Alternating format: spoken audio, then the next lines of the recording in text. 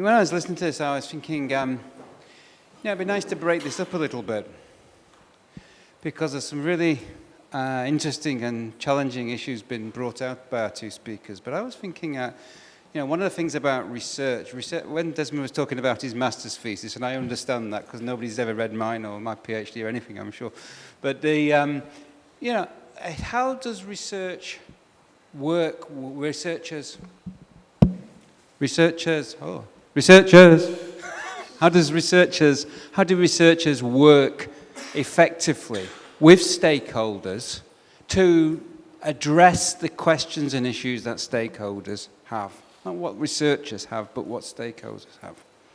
So I just thought like it would be nice to just spend 5 minutes for you on your tables just to think about what are, for you, the big ticket questions about sport which you think research can assist you with, and it would be helpful to form partnerships with researchers to try to address those sorts of questions. Reflecting on what our speakers have said, what do you think are the big ticket questions for you in relation to sport? Can we do that? Can we just spend 5 minutes and then we can open up the discussion, and we can also pose questions back to our panelists who might give some responses to the questions that you have. Okay? Moving beyond sports, in a strictly athletic context, to understand health and fitness in a lifestyle or occupation context, to understand what constitutes sedentary, active and rigorous practices, inclusive of caloric demand, input and output. I think that is very important. Years when each may be engaged in. Now take, for example, all of us who are sitting in this room, I don't know how active we are. Many of us are pen pushers, staying in air-conditioned rooms. What sort of exercises we need so that we can check on your heartbeat, your heart rate, and all that. And then we have people who are out there, our athletes, we admire them, because of these are people who are coached by highly technical people or highly qualified. So we have to look at the different groups and see in what way we can address this. And the other area we are looking at, I think it goes down to the basic. Here in Fiji, we just had a meeting. We're going to have our meeting shortly, all teachers of physical education and sports scientists, to address this issue.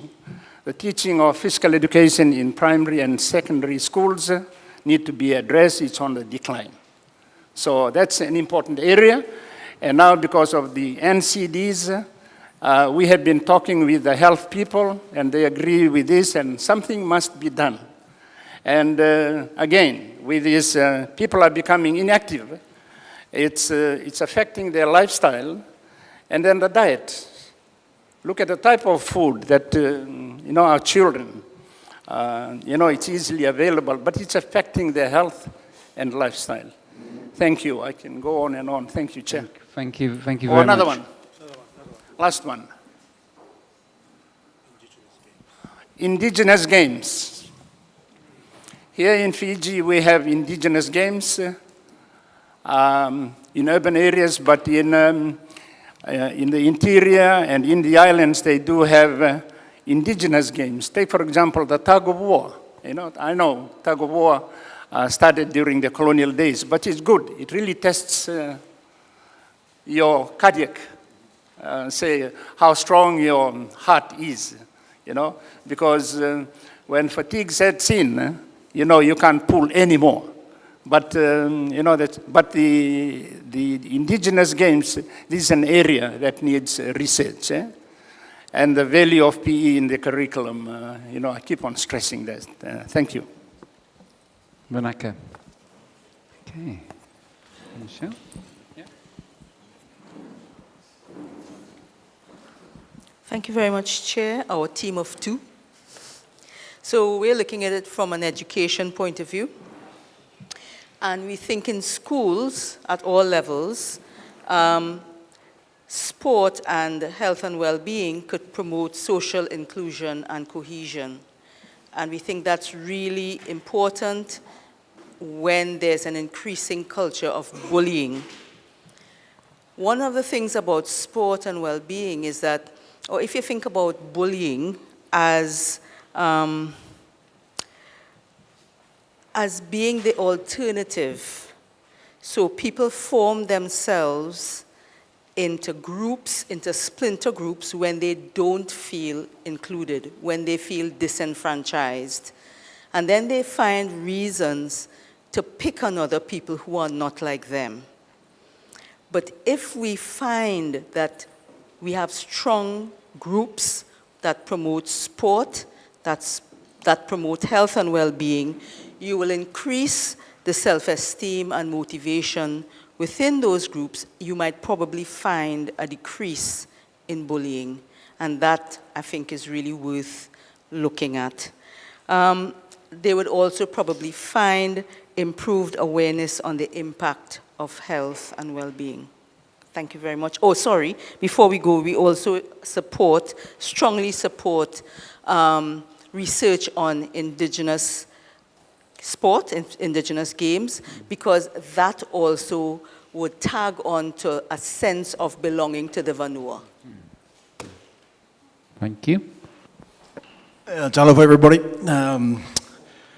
Our group looked at the prioritization, maybe with all the evidence that's coming up now and before and in the future in terms of focus.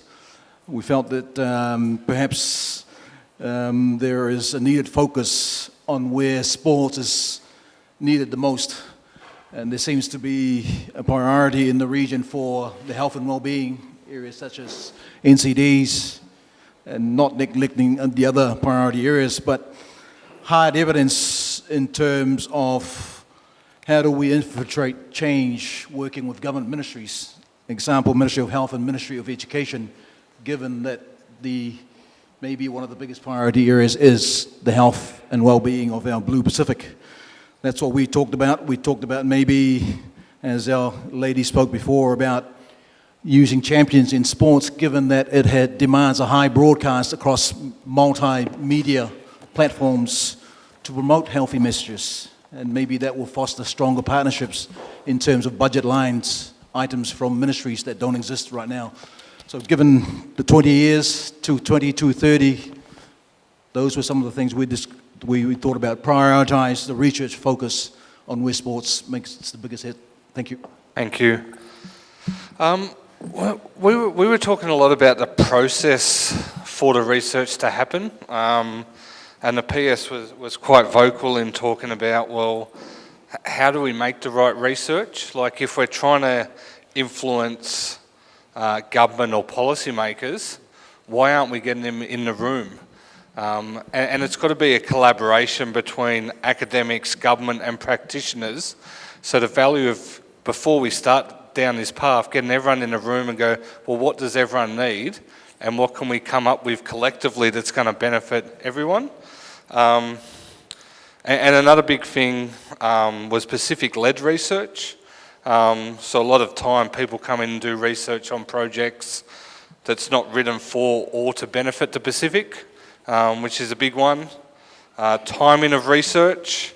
Often research can take years to come out. I know people have come and done research on projects I've managed. I've moved on to a job and then see research 3 years later that comes out that's not in a timely fashion to actually benefit what we're doing. And then the last one was accessibility of research. So research is often behind paywalls. The saying academics write for other academics. So how can we make the research that we do accessible to the people that it needs to be accessible to? Thank you. If I could just add on to what Ben has mentioned, I had it for the question for the two presenters.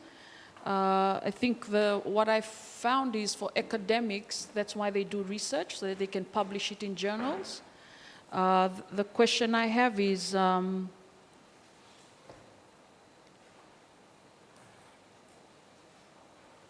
is this something that we can collaborate on? I think which is the purpose for today. But from our group, we looked at it from a macro and micro level. So at the macro level is the contribution of physical education to the holistic development of a child in the school system. Another one we looked at, is there an opportunity for a sport industry in the Pacific to contribute to national development? Determine the reasons for athlete dropout after school. The impact of donor funding to develop sports. So for example, from Olympic Solidarity, national governments, and international federation. We specifically looked at coaching. There was a few that we discussed. I've just got one here. The role culture plays in the coaching of athlete behavior. Another one we had, determine how resources should be allocated in terms of across recreational development and high performance. We looked at management as well. Just one, I've got here, decision making made in boardrooms. Does it contribute or is it an obstruction to enhancing sport development and performance? Impact of sport and physical education policy in implementation. This last one, this is a personal interest of mine. How much does spiritual development of athlete contribute to high performance? Like I was just this week at the International Coaching Conference, and when we talked about it, what we found is there's a lot of research on coaching, on technique, on strength and conditioning, on the psychology, and I asked them, these were Americans, Europeans, and I asked them, has anyone done the spiritual side? And I was glad to hear it this morning. Thank you, former professor. And so for me, this is an interest of mine, personal interest, and I'd like to pursue it. I spoke with a strength and conditioning coach for the Fiji Olympic team, and he confirmed that that was a big contributor for our Olympic Rio team. I feel we need to do it because it'll come out of the Pacific. Anyone else? Yes, I think that's it. Thank you.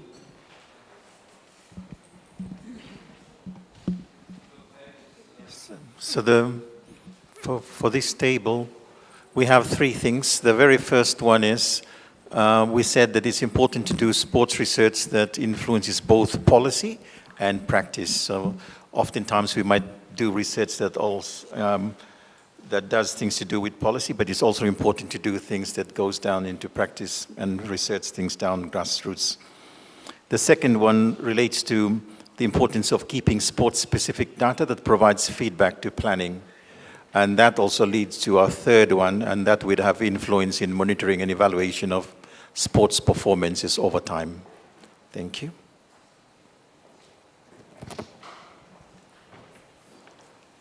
Thank you, Chairman. Firstly, I would like to congratulate and thank the university for the research that has been taken, and also the highlighting the gaps that exist within the sports sector. What we would be very much interested in is a situational analysis of the sports sector, covering human resources, the infrastructure that exists in order for people that have volunteered to develop sport can do their work, and also who is really contributing a lot to the development of sport. We know that funding is available when athletes come to a certain level, but these athletes don't just jump to that level. They are developed from awkwardness to be where they can be, and there are really people that are supporting them, and we would be really interested in finding out the contributions and the allocations that go into the development of sport, so that as leaders have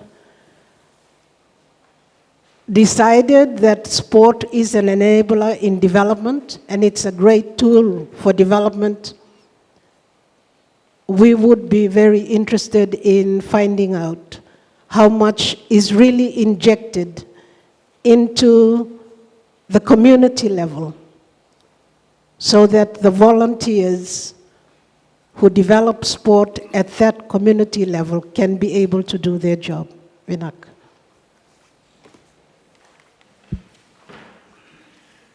Okay, I think our thinking, first of all, was the importance of good quality research and the provision of good quality data to inform government policies, to actually work with the people who are developing the policies to make sure that the research is relevant to the policy framework that's been developed, and also developing excellent longitudinal data sets to allow the measuring of policy changes and implementation of policies as that occurs.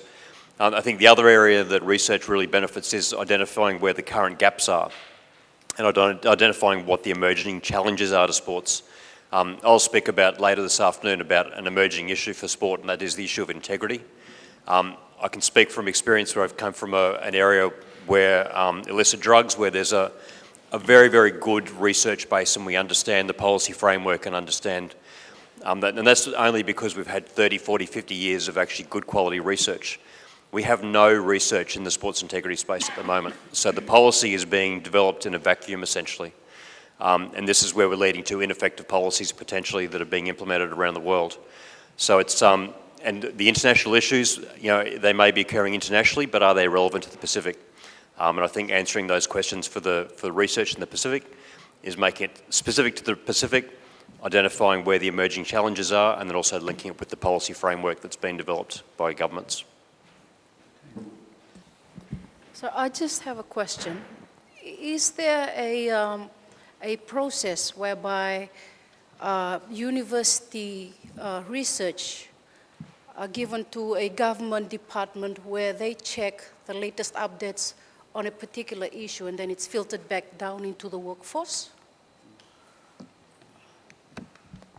Thank you for that question. I mean, I think, firstly, thank everybody for your input into that. I mean, part of my thinking in setting up this exercise in this way was to try to get us to think about what a research program might look like.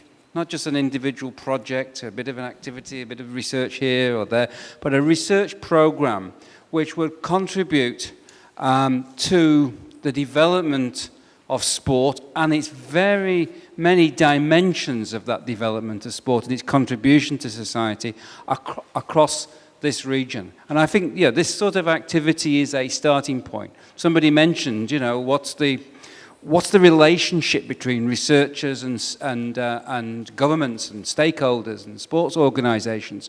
Well, it's a really important question because there's no point in researchers doing research in their ivory towers if it's not relevant to the needs of the different communities and stakeholders. And there needs to be some mechanism, some body or something whereby these discussions are taking place on a systematic level in the Pacific to support the development of that research program and then the feeding back of that research into practice and policy, and also the evaluation of practice and policy, but also the evaluation of research itself and its value and contribution.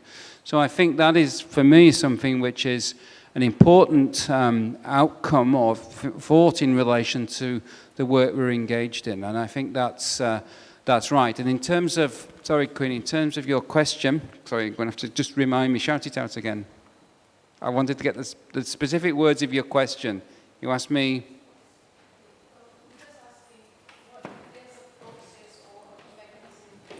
Yeah, and there isn't, and that's what we do need to have.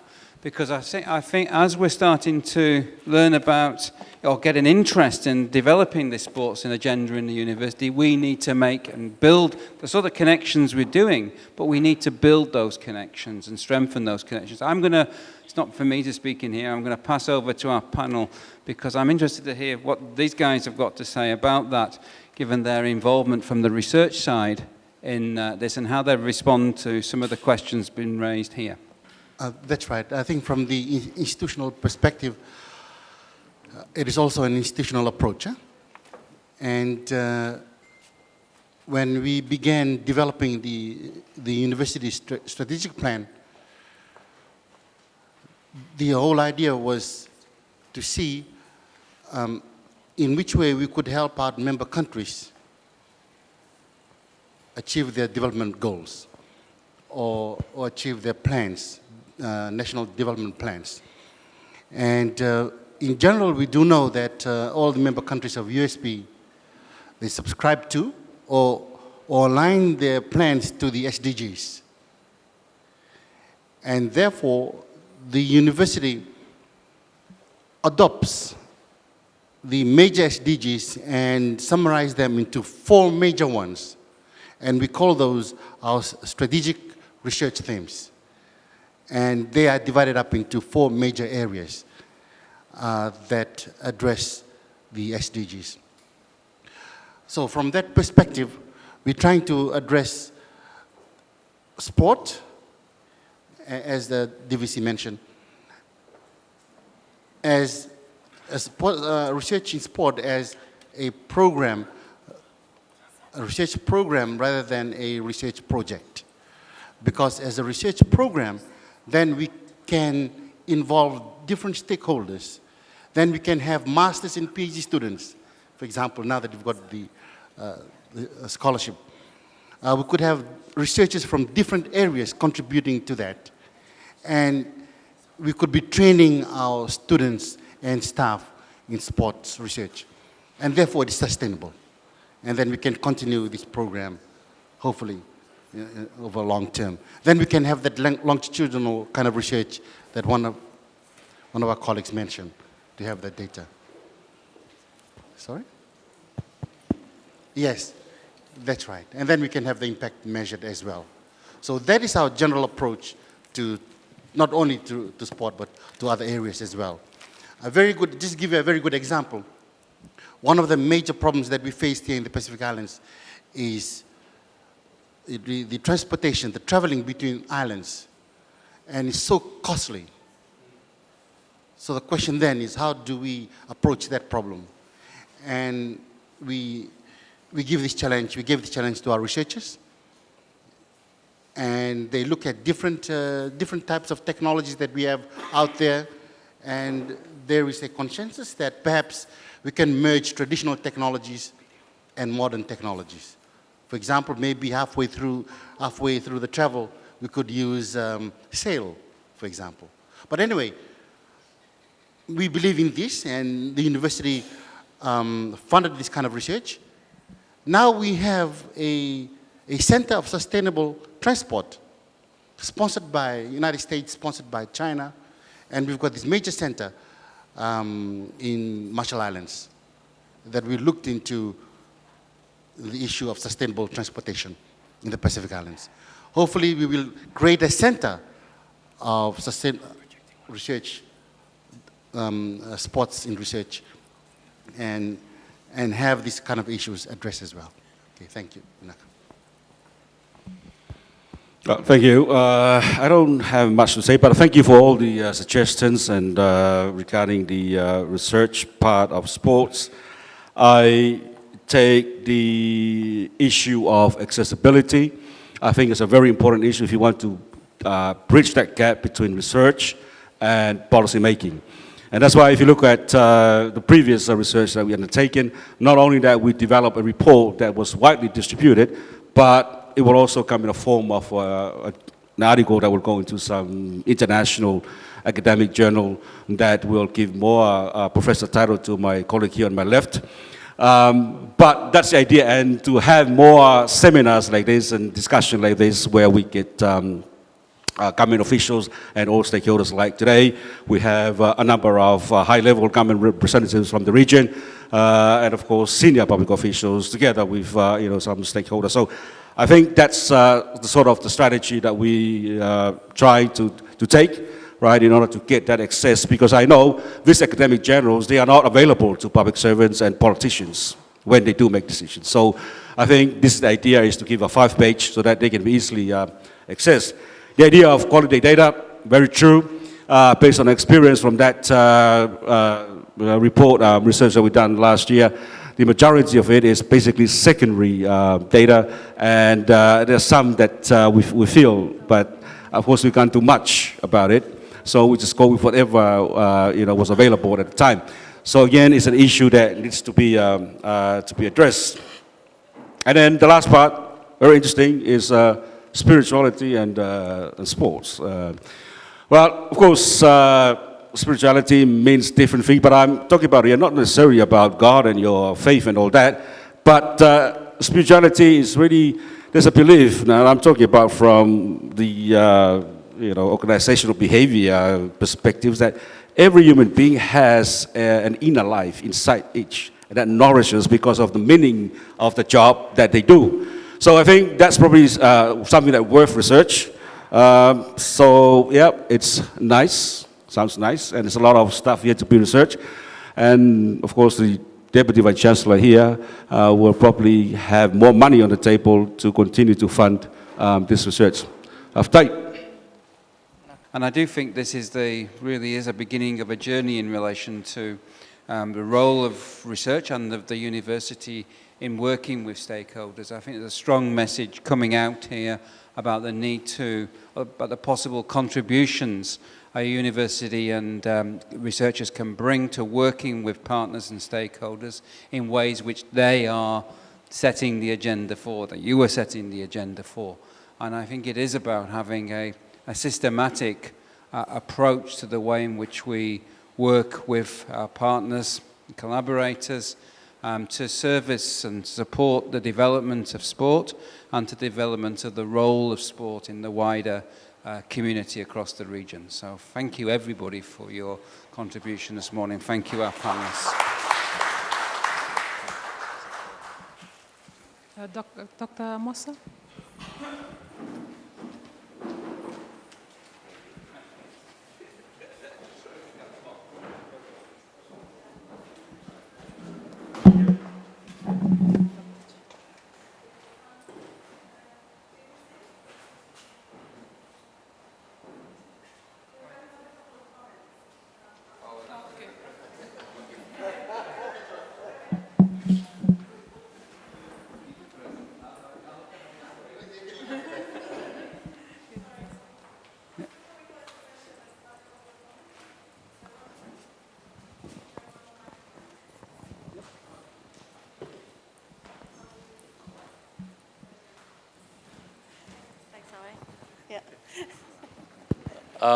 Really sorry to interrupt, but I thought it might just be really good to add there.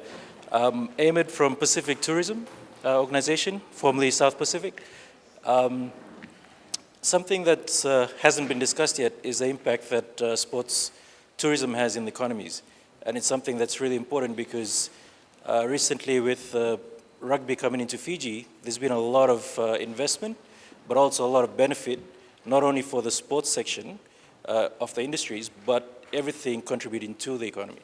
And that's something that we'd really like to see a bit more research on, is the impact that sports has on tourism and what it can contribute to, because it's not just accommodation, there's a lot of transport, the restaurants, the industry as a whole. Part of the reason for that is because sports promotes tourism. And a lot of the people are sports personalities from Australia and New Zealand, they come and get married in the Pacific. And that's another industry that indirectly sports contributes to. But there's not a lot of research behind that for us to say to development partners that we need to invest in sports tourism. So that's an area we'd really like to a bit more data on. Thank you. This session is focused on research and education, and we've spent quite a lot of time talking about research, which is brilliant, which means we'll build some more education focus in the activity sessions we have coming up. But we do need research to help inform education pathways, and one thing that's really critical is employability, and that we're producing opportunities for Pacific Islanders to be able to earn a living and a livelihood, whether that's in paid employment or entrepreneurship. And just food for thought, I wanted to show one sports workforce assessment from India that was done in 2014.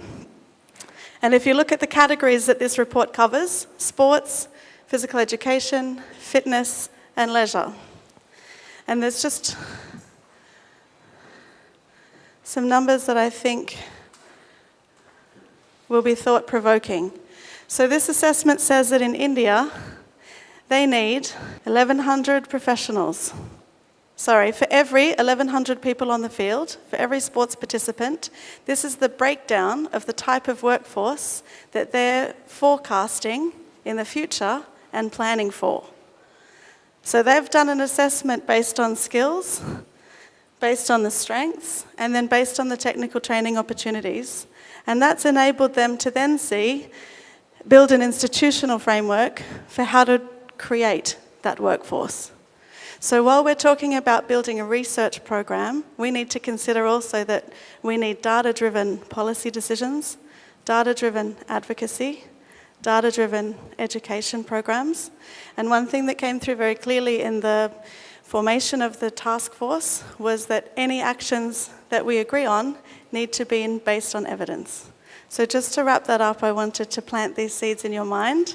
And remember that we're considering actions from 2019 to 2030. In the Pacific, do you think we would copy and paste those numbers from India straight up?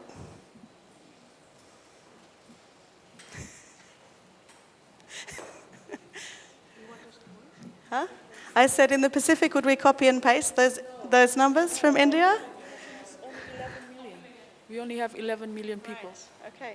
So we still also wouldn't take a fraction and a percentage of that. We need to redesign this. So one of the actions that we'd like to propose going forward is that we do a workforce assessment and do one of these forecasts and analysis to help us drive the education pathways.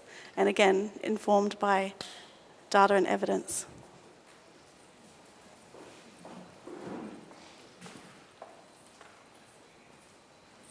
Thanks, Jackie. Several of the colleagues here in this room made mention to academic research in terms of it staying at a particular level and never getting down to the grassroots. I think one of the ways in which we need to challenge the university as a university person is to look at more creative and innovative ways of dissemination. So how can we disseminate the information from research so that we can actually see and measure the impact that it has on the community? Sorry?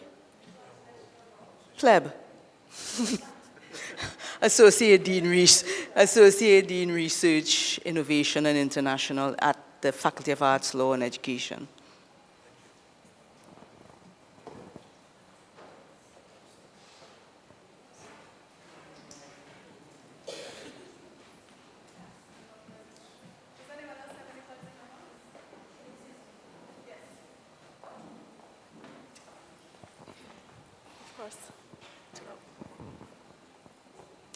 I just want to say thank you to USP for the research team. I think this is a great outcome for the short period of time that we've done this research.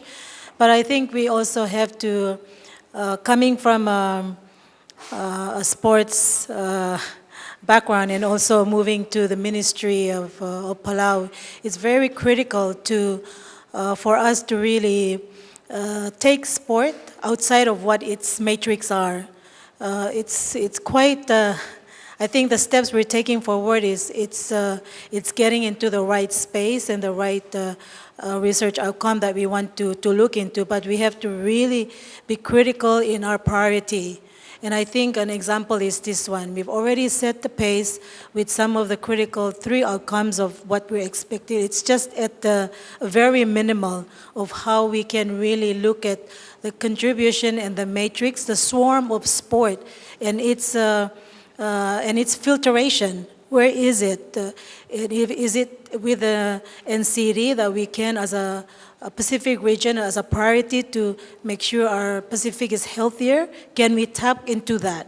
Does it, the matrix of that area, does it filter to all the other expectations that we need to do? Sport is really an action. It's an activity. Where did sport become separate from the physical activity and physical education? How we can link those into, and I can really see the scientists just boggling their head, because there is so much that we can do, but we have to be specific, we have to be focused, so that we can really allow our government to see that, and the sports leaders to see the responsible of sports in its contribution to those matrix within our communities. Because if we keep and everything will fall through. But we really need to, I hope in the next 2 days, we can really be more focused, be more prioritized, and look at what we have, engage with our government, use the students. I mean, the students can have a view of what they expect sports to contribute to their countries in the university. Use them first. Just have one question. Is it making a difference? Why? So we can really be focused and be specific. Otherwise, we're going to talk about this the next year again and again. I think sport is a new norm. It has its arrangement within our matrix systems, and it can be done. Thank you.